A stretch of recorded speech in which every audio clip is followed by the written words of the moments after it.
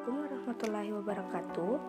Perkenalkan, nama saya Syarifah Jamiluddin, NIM 202405030 dari Universitas Jogja atau yang sering dikenal dengan Kampus Kuning. Pada kesempatan kali ini saya akan memaparkan atau menjelaskan salah satu contoh struktur organisasi pada mata kuliah Manajemen Sumber Daya Manusia. Adapun dosen pengampu saya yaitu Ibu Dr. Haja Marlia Mupim, SPD, MPD. Sebelum kita langsung ke inti struktur, maka baiknya kalau kita mengetahui tentang pengertian manajemen sumber daya manusia. Apa sih manajemen sumber daya manusia itu?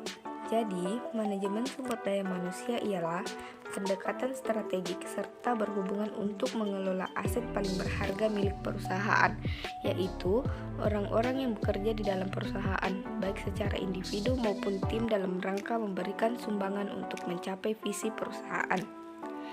Selanjutnya, adapun tujuan manajemen sumber daya manusia yaitu yang pertama, mengembangkan sistem kerja dengan kinerja tinggi yang meliputi proses perekrutan, seleksi, sistem insentif, serta pengembangan manajemen dan aktivitas pelatihan yang terkait dengan kebutuhan perusahaan. Yang kedua, mengembangkan praktik manajemen dengan komitmen tinggi yang menyadari bahwa karyawan atau pegawai adalah stakeholder dalam perusahaan yang bernilai dan membantu mengembangkan iklim kerjasama dan kepercayaan bersama. Yang ketiga, memastikan bahwa persamaan kesempatan tersedia untuk semua, artinya ada keterkaitan saling menguntungkan antara perusahaan dengan karyawan. Yang keempat, memastikan bahwa karyawan atau pegawai dinilai serta dihargai atas apa yang telah dikerjakan dan dicapai. Dan yang terakhir, yaitu mempertahankan serta memperbaiki kesejahteraan fisik serta mental pegawai atau karyawan. Baik, kita lanjut ke struktur organisasi. Jadi struktur organisasi yang saya ambil pada kesempatan kali ini adalah struktur organisasi sekolah SMK Negeri 3 Denpasar. Jadi dalam sebuah struktur organisasi sekolah pasti dipimpin oleh kepala sekolah.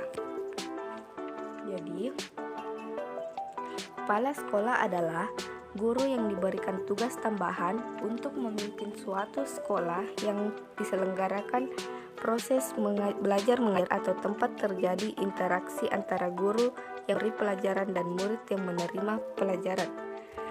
Selanjutnya ada Wakasek Manajemen Mutu. Adapun tanggung jawab dan tugas dari Wakasek Manajemen Mutu adalah menyusun program kerja manajemen mutu, mengelola sistem manajemen mutu organisasi, mengendalikan sistem mutu organisasi, memastikan proses yang perlu diterapkan dan pemeliharaan sistem manajemen mutu, membuat laporan pekerja serta sistem manajemen mutu kepada kepala sekolah, menjadi penghubung dengan pihak luar dalam masalah yang berkaitan dengan sistem manajemen mutu bersama-sama dengan wakil kepala sekolah lainnya menyusun RAPBS dan mensosialisasikan kebijakan sekolah. Selanjutnya ada Kepala Tata Usaha. Adapun tugas Kepala Tata Usaha adalah membina dan mengembangkan tugas-tugas ketatausahaan, meneliti dan kemudian membuat surat, baik surat masuk maupun surat keluar sesuai dengan disposisi atau instruksi kepala sekolah, dan memantau pelaksanaan 6K, bertanggung jawab atas penggunaan stempel sekolah. Di bawah kepala tata usaha ada staf tata usaha yang bertugas untuk penyusunan program kerja tata usaha sekolah, pengelolaan dan pengarsipan surat-surat masuk dan keluar, pengurusan dan pelaksanaan administrasi sekolah, pembinaan dan pengembangan karir pegawai tata usaha sekolah, dan penyusunan administrasi sekolah meliputi kurikulum, kesiswaan, dan ketenagaan. Selanjutnya ada Wakasek Kurikulum yang bertugas untuk mengumpulkan dan menyimpan dokumen kurikulum nasional dan kurikulum ciri khusus, menyusun perencanaan program pembelajaran semesteran dan tahunan, menyusun program remedial dan menyusun dan menjabarkan kalender pendidikan, serta menyusun pembagian tugas guru.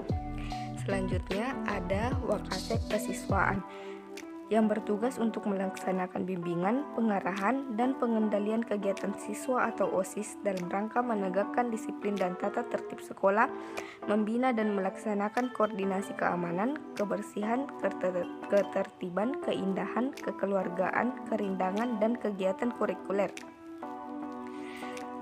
Selanjutnya ada Wakasek Humas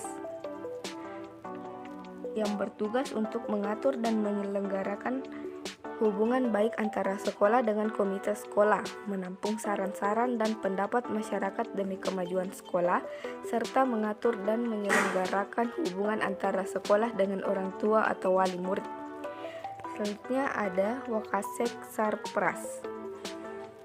Wakasek Sarpras atau Sarana dan Prasarana bertugas untuk menyusun rencana kebutuhan sarana dan prasarana sekolah, menyusun program kebersihan, keindahan, dan keamanan lingkungan sekolah, mengatur pengadaan dana sekolah, organigram, papan data, kohor, atribut, label, dan lain-lain yang berhubungan dengan keperluan sekolah.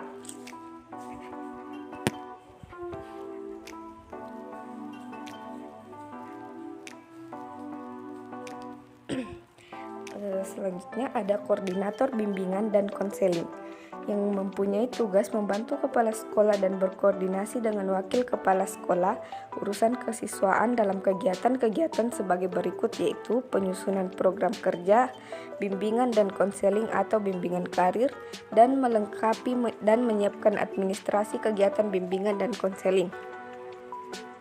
Selanjutnya, kepala perpustakaan bertugas untuk menyusun rencana strategi perpustakaan, menyusun rencana dan program kerja tahunan, menyusun program pengembangan perpustakaan, mengorganisasikan sumber daya dan dana, dan membimbing dan membina sumber daya manusia di unitnya. Selanjutnya, wali kelas. Adapun tugas wali kelas yaitu mewakili orang tua dan kepala sekolah dalam lingkungan kelasnya, membina kepribadian dan budi pekerti siswa di kelasnya, membantu pengembangan kecerdasan siswa di kelasnya, membantu pengembangan kepemimpinan siswa di kelasnya. Selanjutnya ada guru. Tugas guru adalah menjaga, mengarahkan, dan membimbing agar siswa tumbuh dan berkembang sesuai dengan potensi, minat, dan bakatnya. Guru sebagai motivator proses pembelajaran akan berhasil manakala siswa memiliki motivasi dalam belajar. Oleh sebab itu, guru perlu menumbuhkan potensi belajar siswa. Dan yang terakhir adalah peserta didik.